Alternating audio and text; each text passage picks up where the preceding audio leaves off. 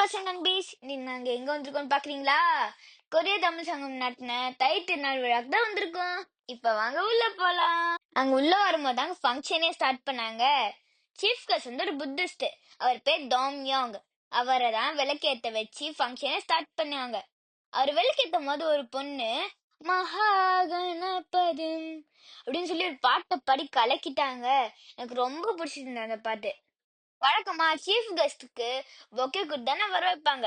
இவங்க டிஃப்ரெண்டா குட்டீஸ்லாம் போய் சீஃப் கெஸ்ட் கிஸ் தந்து கிஸ்ஸிங்க விளையாடி வர வச்சாங்க. அது ரொம்ப யூனிக்கா இருந்ததுங்க.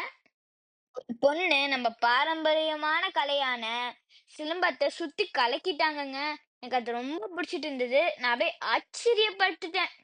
அது முடிச்சதுக்கு அப்புறமா ரெண்டு குட்டீஸ் ஒரே மாதிரி ட்ரெஸ் போட்டுக்கிட்டு அழகா பொங்கல் பாட்டுக்கு டான்ஸ் ஆடினாங்க. எனக்கு ரொம்ப பிடிச்சிட்டு இருந்தது. அதுக்கப்புறமா தமிழ் பேச்சு போட்டி நடந்தது. அதுல பேசின எல்லாருமே கொரிய தமிழ் சங்கம் நடத்துற கற்க கசர ப்ரோக்ராம்ல கலந்து தமிழ் படிச்சவங்க தான். அவங்க பேசுனது எல்லாம் நல்லா இருந்தது.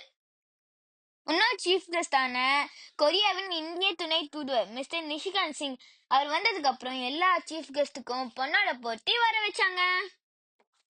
சீஃப் கெஸ்ட் எல்லாரும் தனித்தனியா ஸ்பீச் தந்தாங்க. அது முடிச்சதுக்கு அப்புறமா கற்க கசர ப்ரோக்ராம் எக்ஸாம்ல எழுதி பாஸ் பண்ண எல்லாருக்கும் பிரைஸ் எல்லாம் தந்து என்கரேஜ் பண்ணாங்க. முடிச்சதுக்கு அப்புறம் ஒரு சிறப்பு பட்டிமன்றம் நடந்தது. அதுல டாபிக் என்ன கொரியன் கல்ச்சர் நம்மளுக்கு பரிணாம பகட்டா. அது எனக்கு ரொம்ப பிடிச்சிருந்ததுங்க. நல்லா இருந்தது. பிடிச்ச நேரம் லஞ்ச் டைம். சென்னை மன ரெஸ்டாரண்ட் இருந்தா லஞ்ச் வந்தது. அப்படியே கல்யாண வீட்டு சாப்பாடு மாதிரி இருந்ததுங்க. இதான கொரியாவுக்கு வந்ததுக்கு அப்புறம் ஃபர்ஸ்ட் டைம் கல்யாண வீட்டு சாப்பாடு சாப்பிடுறேன். ப்ரோக்ராம்ல நிறைய இருந்ததுங்க. ஆனா நல்லா பார்க்கணும்னா பார்ட் 2 வரைக்கும் வெயிட் பண்ணும்.